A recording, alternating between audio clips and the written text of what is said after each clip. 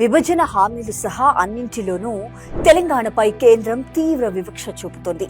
IIM, ఐఐటీలు, కేంద్రీయ నవోదయ విద్యాలయాలు ఇవ్వకుండా కక్షగట్టినట్లు వ్యవహరిస్తున్న మోడీ సర్కార్ ఇప్పుడు తాజాగా మేడారం జాతరపైన సీతకన్ను వేసింది. దక్షిణ భారత కుంభమేళాగా ప్రసిద్ధి చెందిన మేడారం మహాజాతరకు 150 కోట్ల ఫండ్స్ ఇవ్వాలని రాష్ట్ర ప్రభుత్వం ప్రతిపాదనలు పంపినా ఇప్పటి వరకు ఏమాత్రం స్పందించలేదు.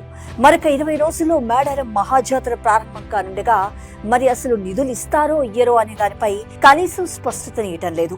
ములుగు జిల్లాలోని మేడారంలో ఈ నెల 28వ తేదీ నుండి 31 వరకు మేడారం మహాజాతర అంగరంగ వైభవంగా జరగనుంది. ఈ జాతరకు దేశంలోని వివిధ రాష్ట్రాల నుంచి 2 కోట్ల మంది భక్తులు రానున్నారు. రాష్ట్ర ప్రభుత్వం సుమారు 300 కోట్ల రూపాయలు కేటాయించి గత 3 నెలల నుంచి శరవేగంగా పనులు చేస్తుంది. సమ్మక్క సారలమ్మల గద్దెలను ఆధునికీకరించింది.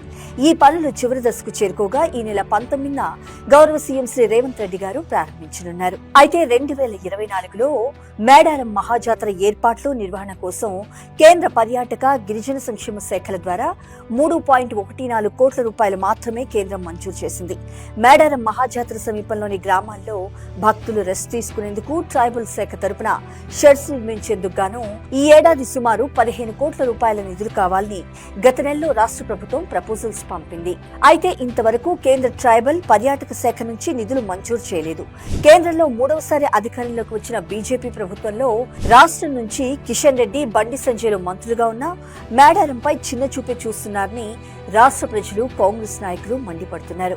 8 మంది ఎంపీలున్నా కేంద్రంపై ఒత్తిడి తీసుకురావడం లేదని ఫైర్ అవుతున్నారు. ఇటీవల రాష్ట్ర పర్యటనకు వచ్చిన రాష్ట్రపతి ద్రౌపది ముర్ము గారిని గౌరవ మంత్రి సీతక్క గారు కలిసి మేడారం మహాజాతరకు నిధులివ్వాలని, మేడారం మహాజాతరను గుర్తించాలని విన్నవించారు. అయినా ఎలాంటి ప్రకటన రాలేదు.